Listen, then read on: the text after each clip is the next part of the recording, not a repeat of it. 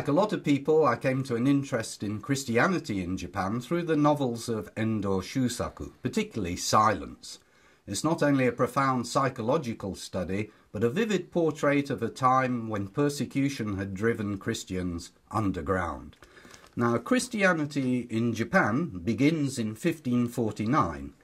The mission had reasonable success. It achieved over 300,000 followers, many of them amongst the most powerful people in the land. But in 1614, a nationwide ban was issued out of a fear of colonialism. The regime moved towards increasingly brutal and cruel persecution.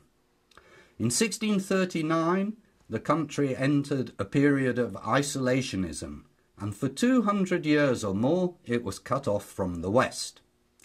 Now, here's the interesting thing. After Japan opened to the West in the 1850s, a French priest called Father Petitjean arrived in Nagasaki and met some Japanese Christians.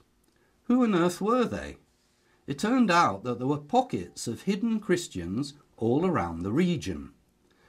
For 7 generations, they had handed down their faith from one generation to the next, despite the great risks, despite having no priests, no access to church, and no Bible.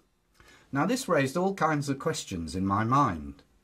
Why were these Japanese peasants, mainly illiterate, why were they so fervent about the Christian faith?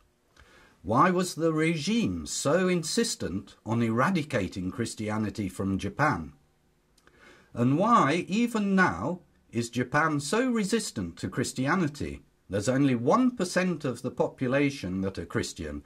That's a lower percentage than in Middle Eastern countries.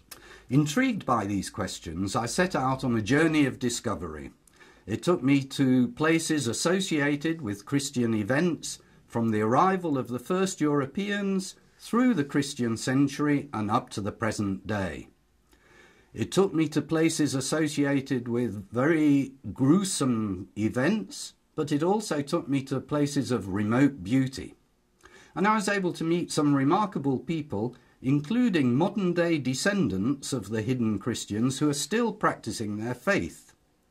It's thought there are only 1,000 of them left now, mainly elderly and in danger of dying out, so this was a very last opportunity to meet them. The present is shaped by the past, and in my journey into Japanese history, I was able to discover new insights into the country and come to a surprising conclusion. For me personally, the journey was both enriching and rewarding. I hope that it will be too, for you as readers of my book.